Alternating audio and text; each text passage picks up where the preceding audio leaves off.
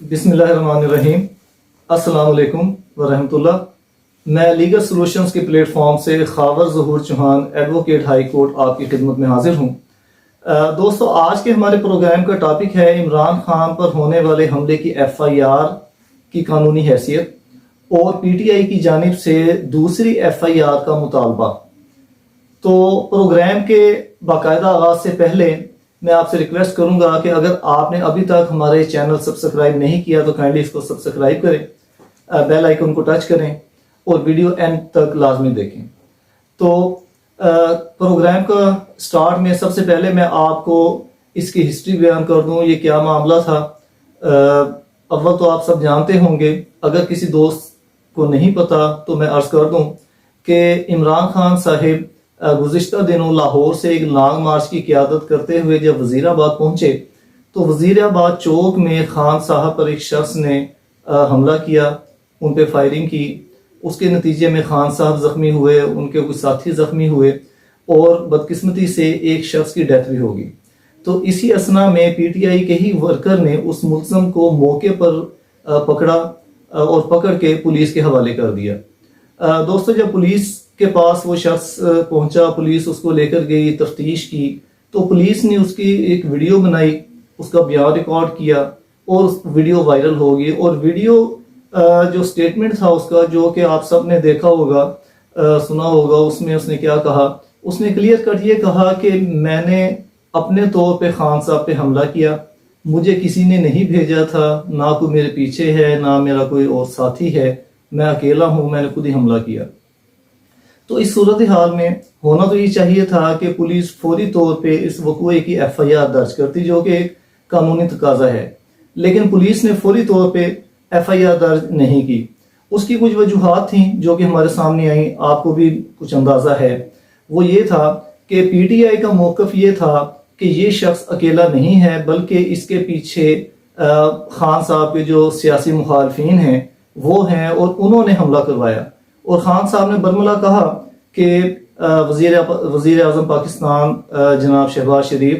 اور وزیر داخلہ رانا ثناء اللہ اور کچھ آرمی آفیسرز کے بھی انہوں نے اوپنلی نام لیے، میڈیا پہ آ کے پریس کانفرنس کی اور اپنے طور پہ انہوں نے نامزد کیا کہ یہ افراد بھی ملوث ہیں۔ اور یہاں پہ آ کے پی ٹی آئی کی، یعنی خان صاحب کے موقف کی، اور جو پنجاب گورنمنٹ اور پولیس، جو کہ انہی کی گورنمنٹ ہے، پی ٹی آئی کی ہی گورنمنٹ ہے، ان کے درمیان یہاں پہ ایک یہ اختلاف پیدا ہوا اس موقف کے بارے میں، کیونکہ پولیس کا اور پنجاب گورنمنٹ کا موقف یہ تھا کہ ایک شخص نے جو اقرار کیا ہے کہ میں نے حملہ کیا، میں نے اپنے طور پہ کیا، تو اسی کو نامزد کرنا چاہیے۔ البتہ اگر خان صاحب یہ کہتے ہیں کہ انہیں دیگر افراد پہ شک ہے جو ان کے مخالفین ہیں سیاسی، کہ انہوں نے حملہ کروایا، تو اس بارے میں خان صاحب کوئی سولڈ پروف دیں، ثبوت دیں۔ اگر کوئی ثبوت نہیں ہوتا تو بغیر ثبوت کے اتنے ہائی لیول کے جو افراد ہیں، شخصیات ہیں، ان کو نامزد کرنا درست نہیں ہوگا۔ تو یہ اختلاف کی وجہ تھی جس وجہ سے ایف آئی آر کا اندراج بر وقت نہ ہو سکا۔ تو اسی دوران سپریم کورٹ کے حکم سے پھر پنجاب پولیس نے ایف آئی آر درج کی اور جو ملزم گرفتار ہوا تھا اس کے بیان کو بنیاد بنا کر اور جو موقع پہ وقوع ہوا اس کے مطابق ایف آئی آر درج ہوئی، اور وہ ایف آئی آر اسی شخص کے خلاف ہوئی جس نے فائرنگ کی تھی، خان صاحب کو، ان کے ساتھیوں کو زخمی کیا اور ایک شخص اپنی جان سے گیا۔ یہ سارے حقائق ایف آئی آر میں درج ہوئے اور اس ایک شخص کے خلاف ایف آئی آر درج ہوگی۔ اب یہاں پہ جو پی ٹی آئی کا موقف سامنے آیا، پی ٹی آئی نے اس ایف آئی آر کو مسترد کر دیا اور سیکنڈ ایف آئی آر، یعنی ایک ہی وقوعے کی دوسری ایف آئی آر کے اندراج کا مطالبہ کیا۔ تو دوستو، ہمیں اس ساری صورتحال کو قانونی نقطہ نظر سے ہمیں اس کو دیکھنا ہوگا۔ تو اس سلسلے میں آپ کو عرض کر دوں، پاکستان کے سابق وزیر اعظم جناب محترمہ بے نظیر بھٹو شہید جب ہوئیں تو ان کی ایک ایف آئی آر وہ درج ہوگی۔ وہ جب ایف آئی آر درج ہوگی اس کے بعد محترمہ شہید کے پروٹوکول آفیسر چودھری محمد اسلم نے ایک اپلیکیشن دی ڈی پی او راولپنڈی کو اسی وقوعے کی سیکنڈ ایف آئی آر کے لیے کہ اس وقوعے کی سیکنڈ ایف آئی آر ہماری منشا کے مطابق درج کی جائے، تو ڈی پی او نے اپلیکیشن وہ منظور نہ کی، ایف آئی آر درج نہ کی، تو چودھری محمد اسلم نے سیشن جج راولپنڈی کی کورٹ میں 22A/22B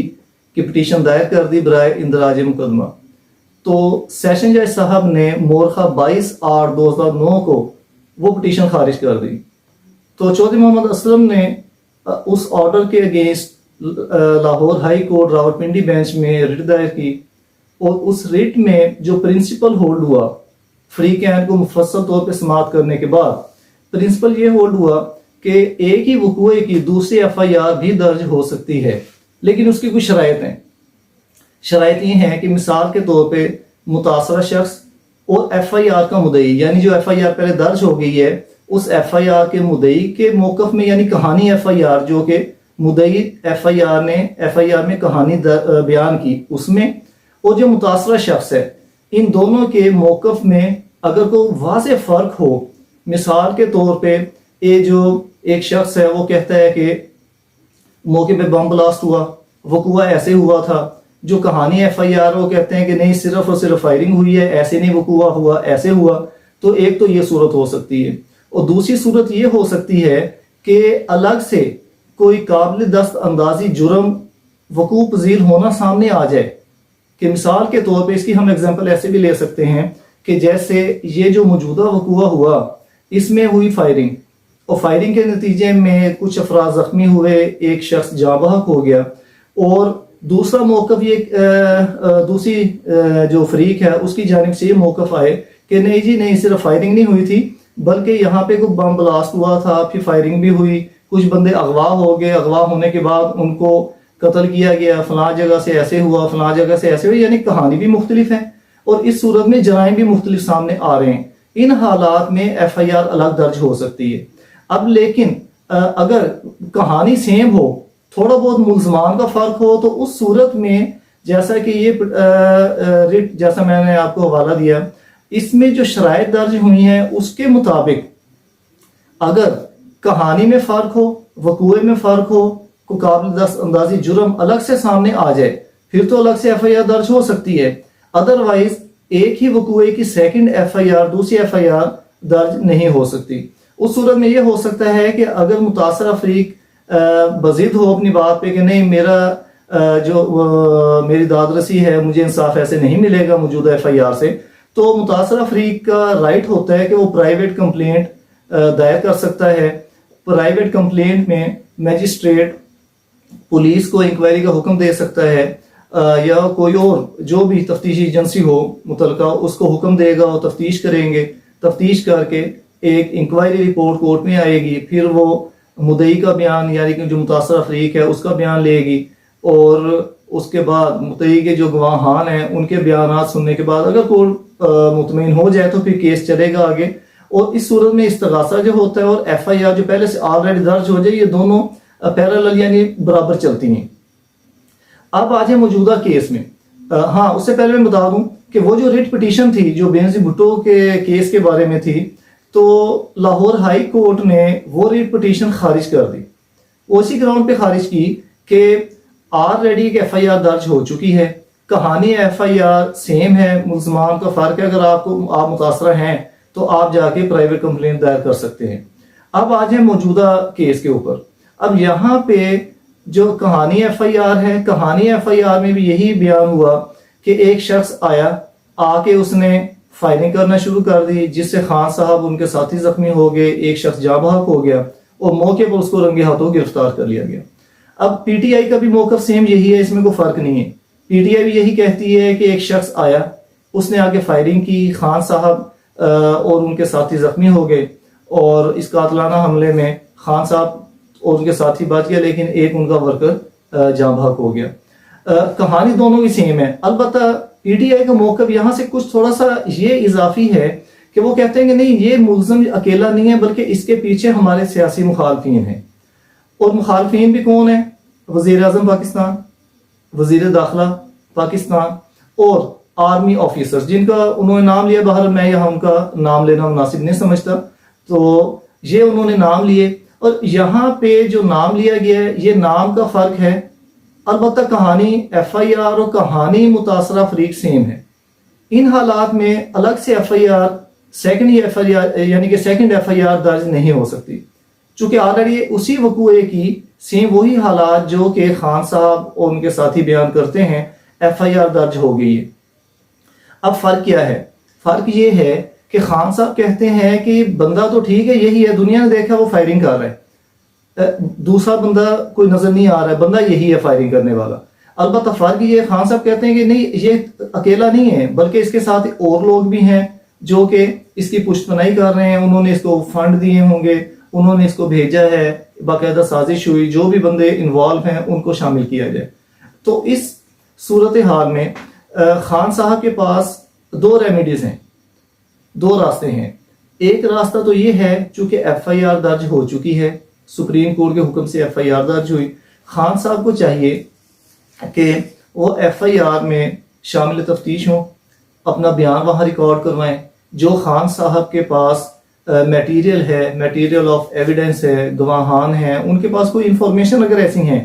کہ جس سے یہ ثابت ہوتا ہو کہ شہباز شریف وزیر اعظم پاکستان، وزیر داخلہ اور وہ جو آرمی آفیسر ہیں ان کا اس کیس سے کوئی لنک ہے، اور یہ ثابت ہوتا ہو کہ ان لوگوں نے یہ حملہ ان پہ کروایا، اس صورت میں تفتیشی جو ہوتا ہے آئی او وہ متاثرہ فریق یعنی خان صاحب جو مظلوم ہیں ان کے بیان کو ریکارڈ کرتے ہوئے، ایویڈنس جو خان صاحب دیں گے اس کو بنیاد بناتے ہوئے دیگر جو ملزمان ہیں ان کو ملزمان کی فہرست میں شامل کر سکتا ہے. یہ نہیں کہ اگر ایف آئی آر درج ہو گئی ہے اس میں ایک ملزم ہے تو یہی رہے گا، ایسا نہیں ہے. ابھی اس کی تفتیش ہونا باقی ہے، تفتیش ہوگی، خان صاحب بطور مظلوم اس میں تعاون کریں ان سے جا کے، اور جو ان کے پاس میٹیریل ہے وہ ان کے سامنے رکھیں. اور دوسرا خان صاحب کے پاس جو ریمیڈی ہے وہ یہ ہے پرائیویٹ کمپلینٹ.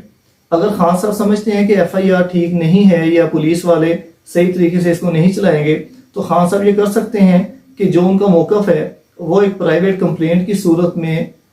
وہ متعلقہ کورٹ میں ایک استغاثہ دائر کریں گے، وہاں اپنا بیان ریکارڈ کروائیں، اپنے گواہان کے بیان ریکارڈ کروائیں گے، جو خان صاحب کے پاس پیس آف ایویڈنس موجود ہے، جو میٹیریل ہے وہ کورٹ کے سامنے رکھیں. اگر کورٹ سیٹسفائی ہوتی ہے کہ خان صاحب کی بات ٹھیک ہے، ایف آئی آر کے مقابلے میں پرائیویٹ کمپلینٹ کو چلنا چاہیے، اور یہ جو ملزمان خان صاحب کہتے ہیں کہ ان کو کورٹ سمن کرے، ان کو طلب کرے اور باقاعدہ اس کا ٹرائل کرے، تو کورٹ ایسا کر سکتی ہے. کورٹ ان کو طلب کر سکتی ہے، پہلے اس کو بیانات سننے کے بعد ایڈمٹ کرے گی اور ملزمان کو طلب کر کے اسی طرح اس کا ٹرائل ہوگا جیسے کہ ایف آئی آر میں ہوتا ہے. تو دوستو میں نے ساری صورتحال آپ کے سامنے رکھ دی ہے. تو میری نظر میں تو جو ایف آئی آر درج ہوئی ہے یہ بالکل ایک قانونی عمل ہے اور قانون کی نظر میں بالکل ٹھیک ایف آئی آر ہے. صرف ملزمان کا فرق ہے. خان صاحب جیسا میں نے پہلے عرض کیا اس میں شامل ہو کر قانون کو اپنا راستہ خود بنانے دیں، اس کے ساتھ ہیلپ کریں، تعاون کریں تاکہ قانون اپنا راستہ خود بنائے. جو ملزمان ہیں جنہوں نے یہ جرم کیا ان کے خلاف کارروائی ہو اور یقیناً حقائق قوم کے سامنے آنے چاہیے. تو میرے دوستو مجھے امید ہے کہ میری آج کی ویڈیو آپ کو پسند آئی ہوگی. تو اگر آپ کو پسند آئی ہے کائنڈلی اس کو آپ لائک کریں اور آگے اس کو شیئر بھی کریں. اور اگر آپ کے ذہن میں کوئی کویسچن ہو، سوال ہو تو ریکویسٹ کروں گا کہ تہذیب کے دائرے میں رہ کر آپ کائنڈلی سوال کریں، تو میں کوشش کروں گا کہ انشاءاللہ تعالیٰ آپ کے ہر سوال کا میں جواب دے سکوں. تو میری آئندہ آنے والی ویڈیو تک آپ اپنے اور اپنے پیاروں کا خیال رکھیے. تب تک کے لیے اللہ حافظ.